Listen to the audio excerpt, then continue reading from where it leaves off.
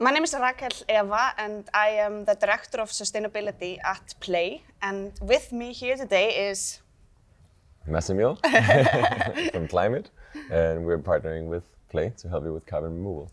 Exactly. So we are going to discuss carbon offsetting and carbon removal and what it means and what is it possible and can we use it to offset our flights. Like you said, we are partnering with you to offer our passengers to carbon offset their flights. And I thought it was a great opportunity because you're here in Iceland during Innovation Week to have this discussion with you. And maybe you can explain a little bit better about what is carbon offsetting? Yeah. What does it mean? Yeah, I'll try not to go into the but it is about, the climate and it's about science, so it gets complicated really quickly. But to put it very simply, it's when you fly, you put emissions into the atmosphere, and that is part of driving global warming. And while it's not a perfect solution, it does help to actually try and take some of that CO2 back out of the atmosphere, and that's what we do with carbon removal. Okay, and you said carbon removal. Is it important that it's carbon removal? Yeah, I mean, in our company, we very much believe so, and we've sort of made that very specific focus on doing carbon removal. And fundamentally, the difference between what people think of normally with offsets and carbon removal is whether or not CO2 is actually taken out of the atmosphere. So in a lot of the offsets that have been used in the past a lot and is still to an extent being used a lot, it's more like you do something to make someone else emit less somewhere else. Instead of taking out emissions from the atmosphere. Of course, you're not taking out, very unlikely at least, the exact same emissions that you put out, but in general, it makes sense to take out an equivalent amount to what you put into the atmosphere. I see. We also asked if why people were not buying carbon credits or offsetting their flights. And we got few answers. That someone said it was bullshit. Others said it was greenwashing. It costed too much. But quite a lot of people said they didn't understand it as well. So all those answers, probably you are very familiar with these comments. Yeah. So could you maybe explain to us and address, the greenwashing and if it's, is it bullshit? Yeah, I mean, of course it's not, otherwise we will not be offering it, but. No, I mean, but I think there has been a lot, like historically, there has been done a lot of offsetting, which, like in my view, also has been bullshit, and which is in general, and I guess it ties with one of the other answers that you mentioned about the cost, because in general, doing the right thing is expensive. And a lot of the offsets that people perceive as bullshit are incredibly cheap, and it's a piece of feedback that I've heard so many times when people see like, okay, I'm taking a flight from Europe to the US and it's like $2 to compensate for it. It just cannot be true. And yeah, that's how it is. Like if it sounds too good to be true, it probably is. For my flight here to Iceland, I paid 80 euros to compensate it. And that's because we're using some, much more high-tech new solutions that are more permanently taking out CO2 from the atmosphere. And this is, of course, where it starts to get a little bit complicated, but there are, even within carbon removal, there are a lot of different ways to do it. Plants, like, this wall we're sitting in front of, absorb CO2 into their biomass. But of course, if the plants are then, when they die, they rot, they can re-release the emissions into the atmosphere. And then there are more, permanent solutions that can take CO2 and put it into the ground where the fuels originally came from. So that makes it much more permanent. Exactly. For example, like Running Tide or Climeworks. Yeah. So so there are a lot of different companies that are offering also, biochar is something we use a lot, where you convert the biomaterial into something that's more permanent. And that costs, significantly more. It's not a cheap way to do it. And I think one of the things I really love about our partnership is to show that like it is expensive, like it does cost something, and giving the passenger the understanding that it's not just 2 or 3 euros. You actually have to to sort of commit to it. And that doesn't mean that everyone has to do it. It's not for everyone. It's not something that everyone can afford. But I think even by just giving, the option, there's a communication value that people better understand the impact that they have. Exactly. And I personally also like that we are offering those 3 types of portfolios, depending on the cost. So, Yeah, I think it's, doing like the worst thing you can do is doing nothing. Exactly. And the most low cost solution that we believe is legitimate is planting trees, like making sure, and of course like not just like monocultures and stuff, but really good projects that also have social benefits. Exactly. And that will come down to like 25 euros per ton or something like that. So a flight from here to wherever will only like it'll be less than 10 euros. Exactly. So it's still doing something. And if that's what you feel like you can afford and that's what you're comfortable with, it's a great place to start. And then other people will want to do more, and luckily we're seeing that quite a few people are choosing the more permanent removals as well. And really it's about those people are sending also a signal to the market, which helps develop these technologies and drive down the cost, so that in 10 years or 20 years we can do it at a much larger scale, which is needed in order to mitigate climate change. Yes, exactly. And this is actually a really good point. And maybe I want to add on that. Why is this important? Why is this, voluntary carbon market important and important for those projects? Exactly. Yeah. And that's essentially that's the whole reason why we founded this company, is that we want to accelerate the development of these new technologies that are, they're incredibly technical and complicated, and luckily there are like thousands of companies that are being developed right now, trying all different kinds of crazy ideas of how to do it. You just mentioned running tide that we're also using, where they're growing kelp, which is a kind of seaweed, and then sinking it to the bottom of the ocean to make the capture more permanent, and all these really fascinating ideas. And we just want to sort of be a catalyst and help drive that development by being the early customers. So it's not like, and at least yet, that's something that's feasible to do for every passenger, but hopefully in the future it will be. And that's actually Totally agree. Yeah.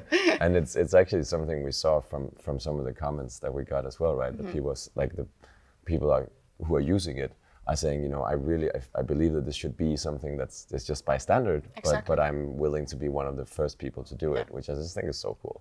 Like I really think that's awesome. Absolutely, totally agree. And like you said, there are many types of solutions, many types of projects out there. Super cheap, super expensive.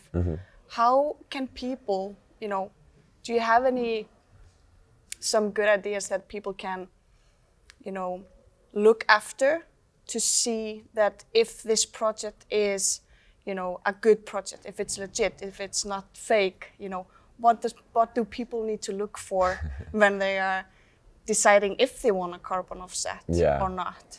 That's a super good question. My co-founder Simon has a PhD in climate science, and that's essentially his job is to answer that question. I don't have a background in climate science. For me, it's incredibly hard. I tend to look at it also more from a sort of like the incentive angle. So like, is there a third party who is validating this? Yeah. So the verification, validation, so exactly, of the project. Yeah. And then without also getting too technical, I think like the additionality is something which essentially just means that, is this project happening because I'm supporting it, or would it happen otherwise? Yeah. And that's also a lot of the problem with the avoided emissions. The things that are not carbon removable is things like wind turbines and solar panels are just good business. They're being built anyway. So buying credits from them is often not really making a difference to whether or not that project was going to exist. Whereas something like, growing kelp out in the middle of the ocean and then sinking it is probably not an activity that anyone would do unless they got paid for the carbon from it. But I understand that's incredibly hard for like someone who's just, trying to reduce their own impact on the planet to look into. So I think it's really also about just finding those projects or partnerships where you think, okay, this sounds like they are actually doing it with the right goals. But at least they can look for the verification Yeah, the And verification if the credits yeah. are, registered and Yeah, and transparency, I think, is also transparency is a massively key. is massively, and that's also one thing that we're trying to provide. Is essentially we're showing, to anyone who wants to go and verify on our website, you can see everything we've ever bought and sold. So Exactly. there's no option to sort of cheat, and that goes also into how we analyze the projects. That we are demanding that transparency also from the projects that we're picking. Exactly. So, why do you think people are not offsetting their flights? So we are seeing like super low numbers. If you look at the total numbers of people in the world that are offsetting their flights, like super low. Yeah, what's your opinion? What do you think people are not doing this? Yeah, I think I heard something like 85% of people say that they would like to do it, and then 1% is actually doing it. And I think, also from the feedback that we got from the play community is that it's a lot of people don't understand how it works. There's a lot of insecurity, and there has been in the past, I think, some greenwashing that's making people very worried if it's what they're putting their money into is actually going to make a difference. And then I think there's also just the fact that it's kind of intangible, like you're paying for something that you're never gonna see or touch or feel. It's can be really hard for people to understand. And then I think the last bit is also maybe just that it's. I think it is getting more and more people are doing it, and it is because the climate crisis is getting more and more serious. So I think it is kind of this slow slow crisis. It's hard for people to perceive. Exactly. But we'll probably see this moving really, really fast. So hopefully, like in a few years, this will just be a normal conversation. Yeah. No, man. Like when family are flying, like people were asking, "Do you have our passport? Did you remember to offset our flight, honey?" Yeah, exactly. Yeah, and maybe even like at the next stage, it will be like I think there's also a lot of like maybe it will be something where it's included by default, and you have to say like, "No, I don't want to do it." Like that it's to sort of change the behavior to say like, look, it's you have to fly. You're like it's something you're going somewhere. It's important to you. You're visiting family. You're going for work. It's like it's like sometimes you just have to do it, and it's okay. Like, but it does have carbon emissions, and we do need to reduce our carbon emissions as much as possible.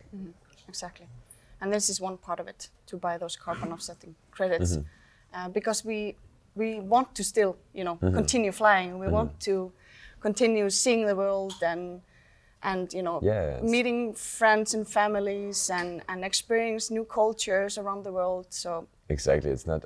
I also fly also for vacation, and of course I try to limit it, and I try also for myself to say like, okay, if I'm flying, then I'll try to do longer trips, so stay longer where I'm flying to, and maybe then do one less trip and like these kind of things. But again, it's completely unfeasible that we could just ban all flying and stop people from wanting to fly. So we need to think about how can we, put the real cost of what's there and give people like that opportunity to actually, do something and not just feel bad all the time. Exactly. And I think it's actually really, cool and interesting to be able to, you're kind of like funding some really interesting and important projects around the world. When you're flying, like I am going on a, trip or vacation to New York, and at the same time I'm, funding a company somewhere in the world that is doing an excellent job and super interesting project. Yeah, exactly right. So that's what we call sort of the market signal that you help. So it's of course it doesn't mean that there's no harm in what you're doing, but it's still you're also creating a positive impact at the same time. And it's I think it's important because we just need like there's just not enough money being invested into this technologies, and it's good to just leverage every sort of like lever we can to make sure that we help push that agenda. Exactly. So this has been a really interesting conversation. Yeah, I think so too. I hope we have addressed the most important things. We could probably talk about this the whole day. Sure. But is there anything that you want to add? No, I think I just want to just say like, what I think is really cool that since we launched this and we didn't talk so much about it, but with the 3 different options that we're giving the passengers, I think it's really cool to see that actually a third of the passengers are going beyond the like the cheapest option and committing like a larger amount. And we also had, you know, some input from the clients that the passengers that they actually, you know, it is a lot of money for them, but they're doing it anyway. So I think it's just so cool to see that, you know, people are willing to sort of to make a commitment.